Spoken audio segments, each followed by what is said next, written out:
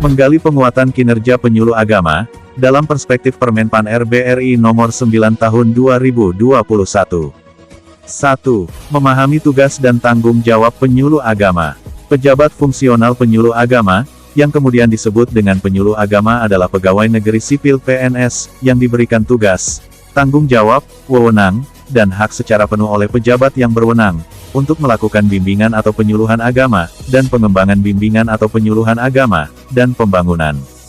Jabatan fungsional tersebut berkaitan, dan berisi fungsi dan tugas pelayanan bimbingan, dan penyuluhan serta pengembangan bimbingan dan penyuluhan.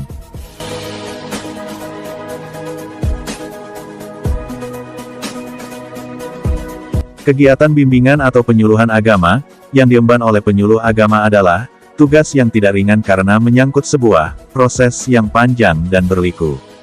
Di mana kegiatan bimbingan atau penyuluhan itu dalam perspektif Permen Pan RI Nomor 9 Tahun 2021 adalah suatu proses pengubahan perilaku yang dilakukan melalui penyebarluasan informasi, komunikasi, motivasi, konseling, edukasi, fasilitasi dan advokasi, baik secara lisan, tulisan dan praktik dalam rangka pengembangan pengetahuan, sikap dan perilaku kelompok masyarakat sasaran, agar mereka mengetahui, termotivasi dan mampu memahami, melaksanakan ajaran agama, dengan benar sekaligus mempunyai kepedulian, dan partisipasi aktif dalam pembangunan, bidang sosial, atau keagamaan, dengan menggunakan bahasa atau ajaran agama, Permen Pan RB Nomor 9, Tahun 2021, Bab 1, Pasal 1 Ayat 7.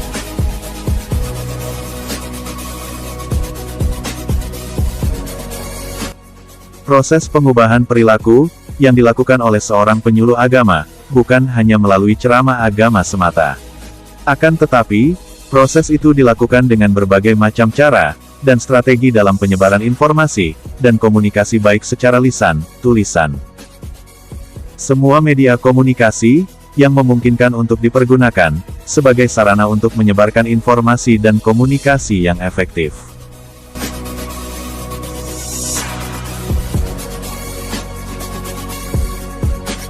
Demikian pula pemberian motivasi, konseling, edukasi, fasilitasi maupun advokasi pun demikian, baik secara lisan, tulisan maupun praktik.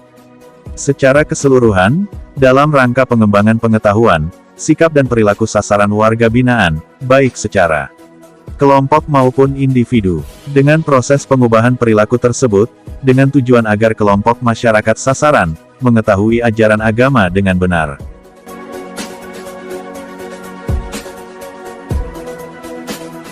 2. Kelompok sasaran dan sasaran kinerja.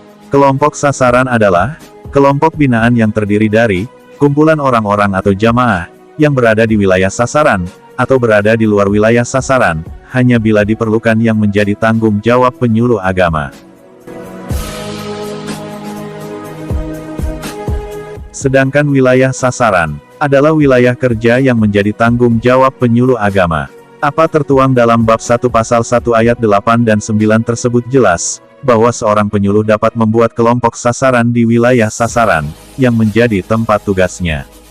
Juga dapat membuat kelompok sasaran, di luar wilayah sasaran yang menjadi tempat tugasnya bila diperlukan.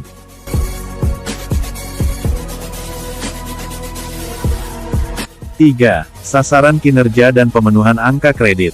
Dalam Permen Pan RB RI Nomor 9, Tahun 2021 Bab 1 Pasal 1 Ayat 10 disebutkan bahwa sasaran kinerja pegawai yang selanjutnya, disingkat SKP, adalah rencana kinerja dan target yang akan dicapai oleh seorang PNS, yang harus dicapai setiap tahun. Butir-butir uraian, kegiatan atau tugas sasaran kinerja, dapat diambil dari unsur dari unsur tugas pokok penyuluh agama. Apa yang dilakukan dari aktualisasi kegiatan, atau tugas akan menghasilkan luaran hasil kerja. Sebagai contoh uraian kegiatan, mengumpulkan data potensi wilayah, atau kelompok sasaran, hasil kerja adalah berupa laporan hasil identifikasi potensi wilayah atau kelompok sasaran.